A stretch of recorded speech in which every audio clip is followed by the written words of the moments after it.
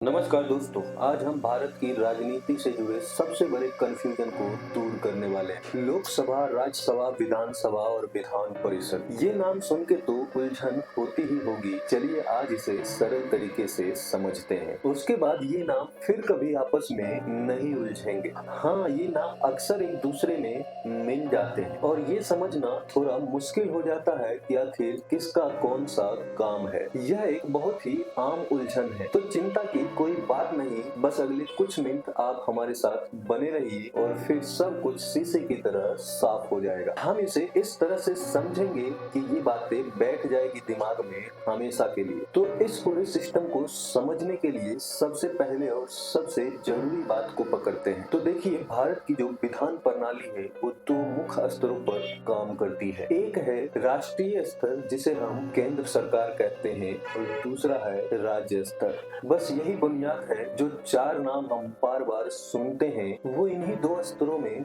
बटे हुए हैं। दो सदन केंद्र में है, लोकसभा और राज्यसभा, और ठीक वैसे ही राज्य स्तर पर है एक विधानसभा और विधान परिषद। मतलब दो सेंटर में और दो स्टेट में, और यही ढांचा पूरी व्यवस्था की चाबी है। ठीक है, तो चलिए एक एक करके समझते हैं। सबसे पहले बात करते हैं राष्ट्रीय सदन की, और इनके दो सदनों को जरा करीब से देखते हैं। पहला है लोकसभा, जिसे लोगों का सदन और लोअर हाउस भी कहते हैं। इसका नाम ही सब कुछ बता देता है। लोगों का सदन मतलब इसका सीधा सीधा संबंध देश के आम जनता से। हम और आप जैसे लोग सीधे वोट देकर अपने प्रतिनिधि को चुनते हैं और ये वहाँ बैठते हैं, इसीलिए इसे हाउस ऑफ द पीपल भी कहा जाता है। इसके सदस्यों को हम संसद या एमपी यानी मेंबर्स ऑफ पार्लियामेंट भी कहते हैं। अब दूसरी तरफ है राज्यसभा, जिसे राज्यों का परिषद या अपर हाउस कहते हैं। ये पूरे देश का नहीं बल्कि अलग अलग राज्यों का प्रतिनिधित्व करता है, इसीलिए इसका नाम है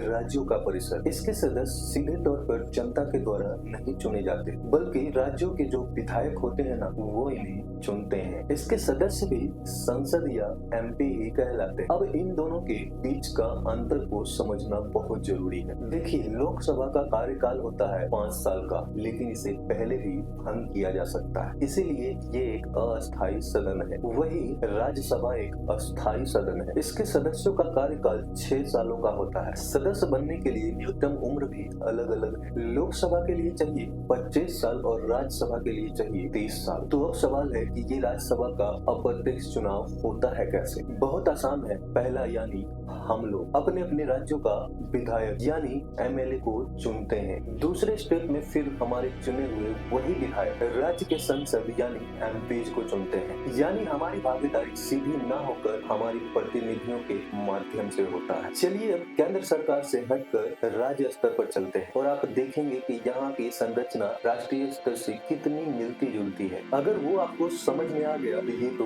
और भी आसान है। इसे समझने का सबसे आसान तरीका ये है कि आप राज्य विधानमंडल को राष्ट्रीय संसद का ही एक छोटा मिनी वर्जन समझ लीजिए। ऐसा सोचने पर इसे याद रखना बहुत ही आसान हो जाता है। अब देखिए ये समांतर रचना कितनी साफ है। ठीक वही काम राज्य में विधानसभा का है और जो काम केंद्र में राज्यसभा का है, ठीक वही काम राज्य में विधान परिषद का है। लेकिन हाँ, यहाँ एक जरूरी बात ध्यान देने वाली, विधानसभा तो भारत के सभी राज्यों में यह कंपलसरी है, लेकिन विधान परिषद जो राज्यसभा की तरह है वो हर राज्य में हो ये जरूरी नहीं है। अभी की बात करें तो अभी सिर्फ ये 6 राज्यों में है, बिहार, महाराष्ट्र, कर्नाटका, आंध्र प्रदेश, तेलंगाना और उत्तर प्रदेश। और देखिए यहाँ भी सब कुछ वैसा ही है। राज्यों के दोनों सदनों की शख्सियत बिल्कुल वैसा ही है जैसा कि केंद्र में है। विधानसभा का कार्यकाल 5 साल का अस्थायी है। बिल्कुल लोकसभा की तरह ही विधान परिषद का कार्यकाल भी 6 साल का है। बिल्कुल लोकसभा की तरह विधान परिषद का भी कार्यकाल 6 साल का है, वो भी अस्थायी। बिल्कुल राज्यसभा की तरह ही न्यूनतम उम्र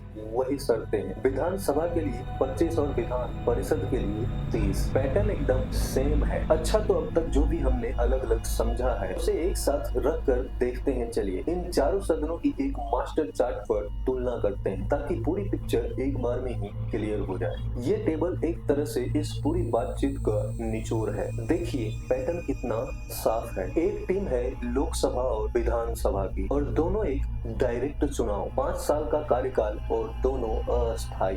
दूसरी टीम है राज्यसभा और विधान परिषद की, दोनों में इनडायरेक्ट चुनाव, 6 साल का कार्यकाल और दोनों अस्थायी। सदस्यों के नाम भी याद रखना आसान है। केंद्र में एमपी और राज्य में एमएलए और हाँ, सरकार का मुखिया। लोकसभा में बहुमत दल का नेता ही प्रधानमंत्री बनता है और विधानसभा में बहुमत दल का नेता ही मुख्यमंत्री बनता है। अब एक बहुत ही लॉजिकल सवाल उठता है कि भाई राष्ट्रीय और राज्य की दो सदन बनाने की जरूरत ही क्या थी? एक से काम नहीं चल सकता था? असल में इसका उद्देश्य है शक्तियों का संतुलन बनाए रखना। निचला सदन यानी कि लोकसभा और विधानसभा सीधे जनता की आवाज है, जो लोकतंत्र के लिए सबसे जरूरी है। लेकिन जो उच्च सदन है, राज्यसभा और विधान परिषद, वो एक तरह से सेफ्टी क्लच की तरह काम करता है। वो ये पक्का करता है कि कोई भी कानून जल्दबाजी में पास ना हो जाए। यहाँ विधायकों पर दोबारा से विचार होता है, गहराई से बहस होता है और यही सिस्टम कानून बनाने में एक मजबूत बैलेंस यानी कि नियंत्रण और संतुलन बनाए रखता है। तो अब अगर सारी संरचना आपको समझ में आ गई हो तो एक सवाल के साथ इस बातचीत को खत्म करते हैं। कभी सोचिए कि एक प्रतिनिधि जब जनता द्वारा